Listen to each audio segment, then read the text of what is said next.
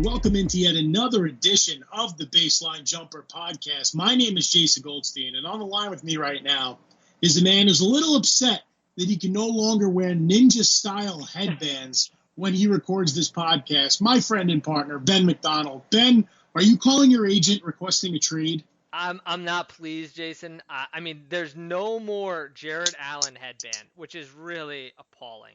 That is a crime against humanity. I'm very upset. I'm not gonna lie. I really enjoyed these ninja headbands, and the fact that they called them ninja headbands made it all the more appalling that they're getting rid of them. What are your thoughts?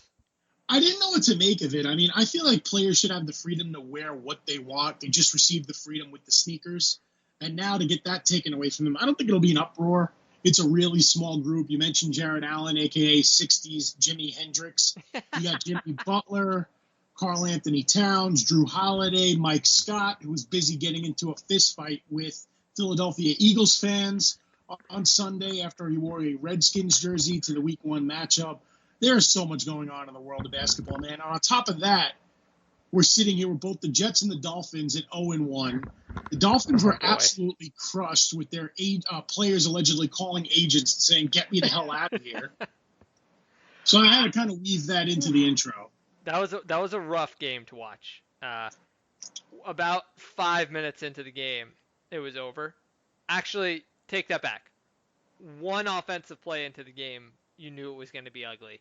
Mark Ingram had, I believe it was a 59-yard rush on the first play of the game. And as a Dolphin fan, you just kind of knew how it was going to go from there. So, yeah, that was my Sunday. Meanwhile, the Jets, that was a little bit more of a slow burn. The Dolphins game was over quickly. Your game, a little tougher. Yeah, it was one of those typical heartbreaking Jet losses, leaving 4 points on the board with yet another kicker that they're cycling through. And when they were up 16-0, I'm like, I don't know if they're going to win. And then sure enough, the Bills scored 17 straight. But as you say, c'est la vie. So we're going to give you a little bit of the menu tonight. We're going to start with some FIBA, since the tournament will come to an end in just 5 days' time and the U.S. off to a hot streak. And then we are going to start our division previews. That's right. Tonight is show 1 of 6 before the NBA regular season tips off in 7 weeks, I believe, or 6 weeks from tonight.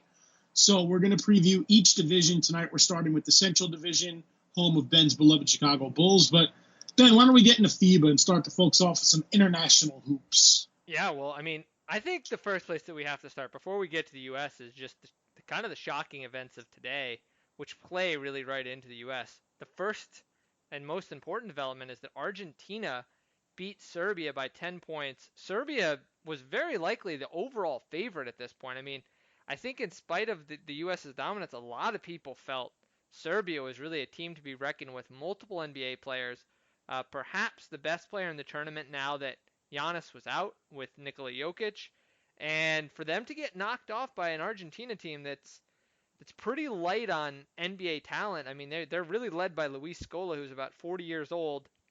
They lose by 10. That was a tough loss. And then meanwhile, Spain takes care of business against Poland.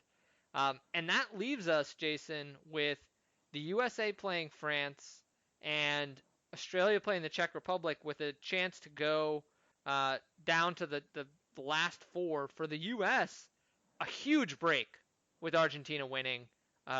Serbia was a big team, lots of talent. Now the U.S. has to take care of business against a French team that are no slouches. They have Evan Fournier, Nando De Colo. They've got Rudy Gobert, a number of really pretty solid NBA guys on this team. Nicholas Batum as well. So they're going to have their hands full in this game, but you could make the case that this France game is the toughest game they have left to play, Jason. And I mean, what do you make of that? So I said last week that win over Turkey, which for all intents and purposes should have been a loss, it was either going to crush them or light a fire under them. And I think it did the latter. They teed off wins over Japan, Greece, and Brazil. They get that quarterfinal matchup tomorrow morning. So when you're driving to work, listening to Baseline Jumper and the Central Division preview, the U.S. will be playing France for the right to move on to the FIBA World Cup semifinals. But I think the U.S. as a unit has hit their stride. Even without Jason Tatum, they cruised to victories over the three teams I mentioned before. Jaylen Brown has looked fantastic, showing some borderline all-star potential, which should translate into the NBA regular season. But before we preview the France game, we did it, Ben. We clinched a spot in the 2020 Tokyo Summer Olympics. The win over Brazil has qualified the United States. They will be in the big dance where the big players will be coming back to play in the actual Olympics. That'll be a topic of discussion for another day. But yeah, this France game is huge, especially with Serbia out. Like, this could be the U.S.'s toughest test, where if they get past France and there is a chance that Jason Tatum does play, they could end up winning the whole thing and preserving that U.S. dominance in international tournaments. Yeah, absolutely. I mean, France has the most NBA talent outside of the U.S. of any remaining team. And that really means that they're going to have a tough test. I'm interested to see what happens here. I mean, you mentioned the fact that Jaylen Brown's been playing better. One of the things that's kind of interesting about this is it's really been since his teammate Jason Tatum went out that Brown has really stepped into the void. And it does make you wonder a little bit about what that means for the Celtics going forward, because it does seem like those guys can be a little bit dueling banjos out there, where sometimes when they're both out there, they both kind of want to play a little bit of the same way. So it's been great to see what Jaylen Brown has done. His aggressiveness has been really impressive, and Popovich has been sticking him in the 4 spot a little bit as well. So, I think that's great, but I'd be remiss, Jason, if we didn't mention one more thing here that I do have to admit. We've talked about it now on a couple shows, but one of my frustrations with this tournament, Jason, is how difficult it's been really to watch these games. The fact that it's only on ESPN Plus, hard to watch on TV, hard to even find on the internet if one was to attempt to find it on less savory types of sites that may offer some streaming. Very difficult to watch these games, Jason. No, I agree. That's why when the U.S. is playing France on Wednesday morning, just drop to work and listen to this podcast. Make sure your NBA app notifications are on. You'll know exactly what happens, when it happens, if the U.S. wins or loses against France. You'll be listening to us talking about this right now and then previewing the NBA Central Division. But yeah, Ben, I totally agree with you. I mean, unless you have a smart TV with ESPN Plus, you can just kind of watch it while you're getting ready in the morning. It's not on cable. It's tough to watch it on a laptop because it would be a tad bit fuzzy. This really wasn't planned out enough by the U.S. media or a cable network to get this on like NBA TV or ESPNU or a small channel like that. It's not even on cable. I wonder if the lack of NBA All-Stars on these teams factored into the television rights for this tournament, or whether this was planned from the start. But it has been so tough. And I got up early a couple of days looking for the game, and I don't have a smart TV, so it wasn't really working unless you have the Fire Stick. So it's been tough. And ultimately, I think that's going to be one of the takeaways from this tournament, is that it feels second rate, which is a little bit unfortunate. And I mean, I think obviously we're both rooting for the U.S. to win, and we'll see what happens. And by our next show, we'll have an update on that. But it has felt a little second rate between the lack of players and the lack of real visibility into the games. It's been tough to follow a little bit, I think, for a lot of fans. And, I think that's unfortunate. I hope that it gets cleaned up a little bit as we get towards the Olympics. But, Jason, you know what time it is? It's time for the Ren and Stimpy show. No, I'm kidding. What time is it for? It's time for our Central Division preview, Jason. And that's right. It's the home of my favorite team, the Bulls. But I think we'll save the Bulls for last, because otherwise I'll just get too excited and we'll end up spending the whole time talking about them. So instead, let's talk with the division champ from last year. And that's the Milwaukee Bucks, Jason. Yeah, I mean, the Bucks, head and shoulders, the best team in this division.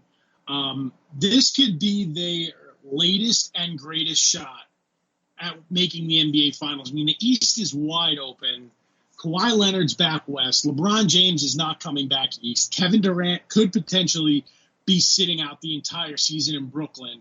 So this conference is Milwaukee's for the taking. But the main question is, Ben, as we start this preview, is will they take it?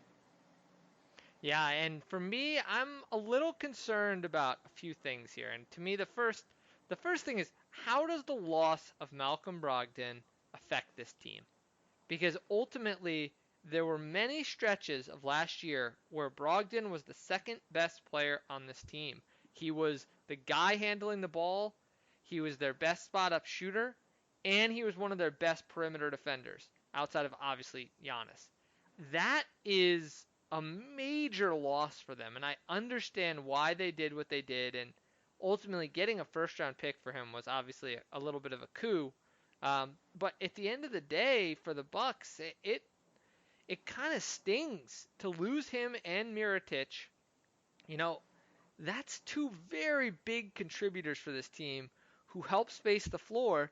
And what that really leads us into, Jason, is seeing, well, can Wesley Matthews and Eric Bledsoe step up this year? Bledsoe struggled in the playoffs, and now they have veteran Wesley Matthews, who's a solid shooter, but can he play the role that Brogdon did last year? And if not, we might expect a little bit of a drop off from them.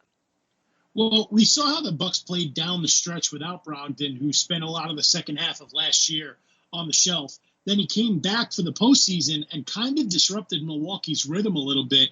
You saw that in the conference finals against the Raptors. It was tough for him to kind of reintegrate himself into the rotation. So we've already seen Milwaukee without him. Wesley Matthews is a notch down athletically. He's still one hell of a shooter. I do think they did enough to replace a guy like Brogdon, bringing in Wesley Matthews, Kyle Korver, two lethal shooters. You have DiVincenzo and Pat Connaughton, who are a year older, and hopefully they can contribute. You have George Hill returning in the backup point guard role, who is serviceable if Bledsoe fizzles out. And then you bring in Robin Lopez to kind of back up his brother Brooks. So the depth is there in Milwaukee. But you have to wonder if Giannis has a little bit of fatigue. I mean, you saw him kind of break down a little bit in the conference finals. Kawhi Leonard certainly got the best of him.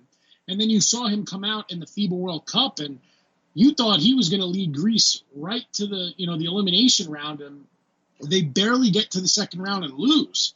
So you have to wonder, is Giannis tired? Because the way he plays his game and uses so much athleticism pretty much every second he's on the floor, you have to wonder if that will translate to long-term health concerns as he enters the prime of his career. And the other part of this, Jason, is really that for Giannis, the moves that we're talking about, they got one-dimensional players at this stage of their careers. I mean, Lopez, solid rebounder, can defend around the rim. Really, he's kind of a one-trick pony. I mean, they're talking about letting him shoot from the outside, but he's kind of got his little catapult, slingshot, hook shot down low. But that's really his game. And when you talk about guys like Wesley Matthews and Kyle Korver, they are catch and shoot players. Maybe they're going to take a dribble and shoot, but that's it. I mean, that's their game. And that means that if they're not getting fed open looks by a guy like Giannis, they're just not going to be the same team. And you watched Kawhi Leonard swallow up Giannis during the playoffs last year. You watch it during the FIBA Cup that some teams were kind of taking him away. I mean, Alex Garcia of Brazil famously locked him down. And it just speaks to the fact that this team is so reliant on Giannis. If he gets injured, if he doesn't play as well as he did a year ago, I think the Bucks could really struggle quite a bit compared to last year because they just don't really have other guys to step in. I mean, Chris Middleton is a one-on-one type of player, and I think they have a lot of guys who need someone to create for them, and I do wonder a little bit if they may have peaked a year ago at the 60 wins. I think they came out of kind of nowhere last year. This year, teams are going to be ready for them, and I'm a little worried that they may hit a bit of a wall this season. And we've seen it already in the past with Coach Bud really struggling to adjust his system. We talk about system players. I mean, Budenholzer is really a system coach. And when the system doesn't work, he has shown some difficulty adjusting. So I do have some concerns coming into the season, Jason. I know last year we were both very high on the Bucks.